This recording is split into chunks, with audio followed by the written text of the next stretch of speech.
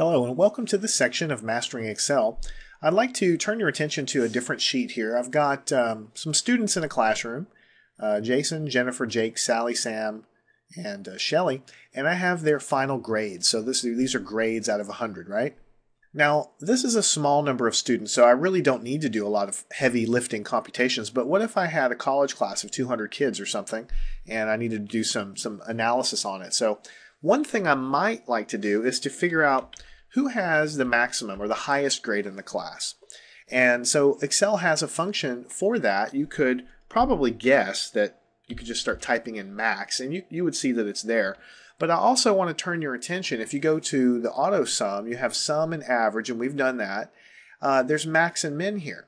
So I can just click max, and it's going to try to guess, but it's usually not going to guess right depending on how I've set things up. So I'm just going to tell it, hey, my data is right here, and hit enter, and it'll tell me that the maximum grade is 95.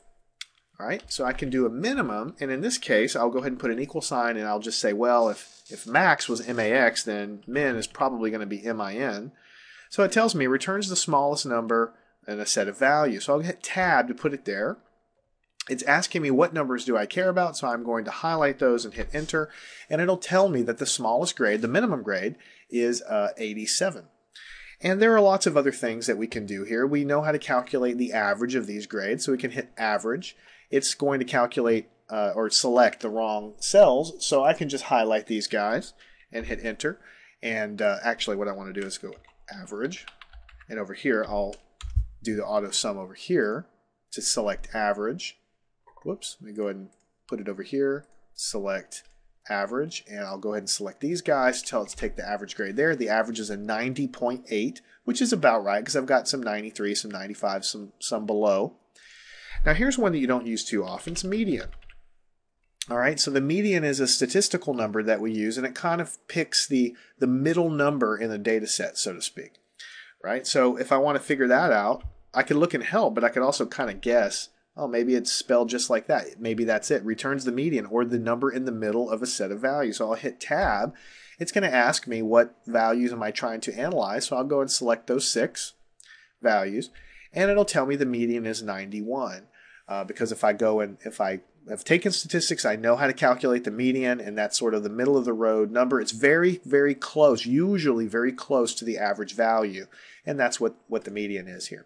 And then finally, we're going to use let's say we want to calculate the standard deviation, right?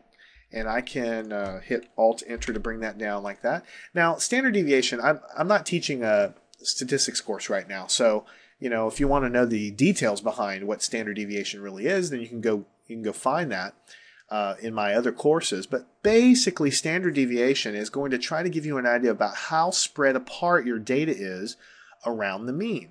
So here the mean, or the average, is 90.8, so that's right here, and I've got some values above and I've got some values below, but the standard deviation is going to try to tell me how spread apart is that data. Do I have a lot of people with really poor grades or really high grades far, far away from the mean, or is most of my data concentrated pretty closely around the mean? So let's say I've never done this before in Excel, so I can pull up the help and I can just start typing in standard deviation and just see what Excel pulls up.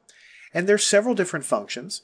There's standard deviation for samples, there's standard deviations for population. All of these things are details that you get into when you study a statistics class, but I can go and look on this function, and it'll give me the syntax, and it'll tell me this is the actual equation of standard deviation, and so on.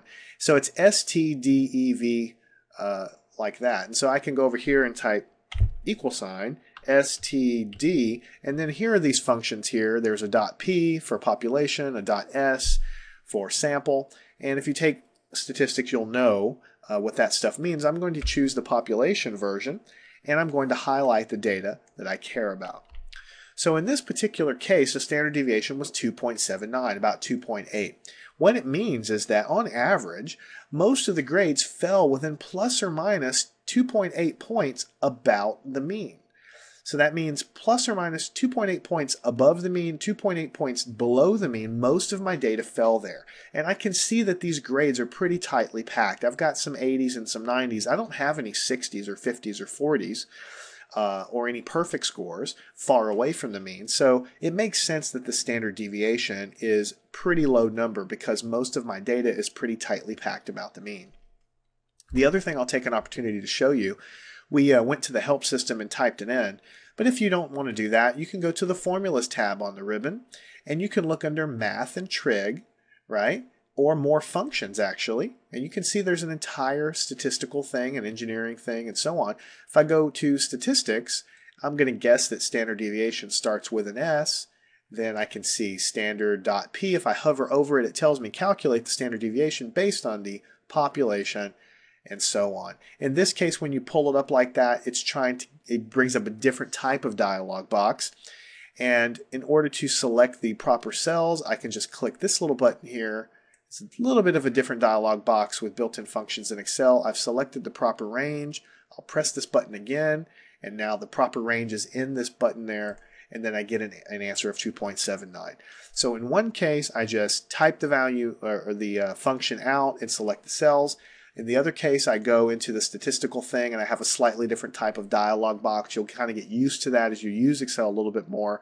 But I'm trying to give you some practice for how you might discover what a function was called if you didn't know. Because there are so many functions here, there's no way we can cover them all. So as you find an application, you might need to dig in here and get the proper formula for your application.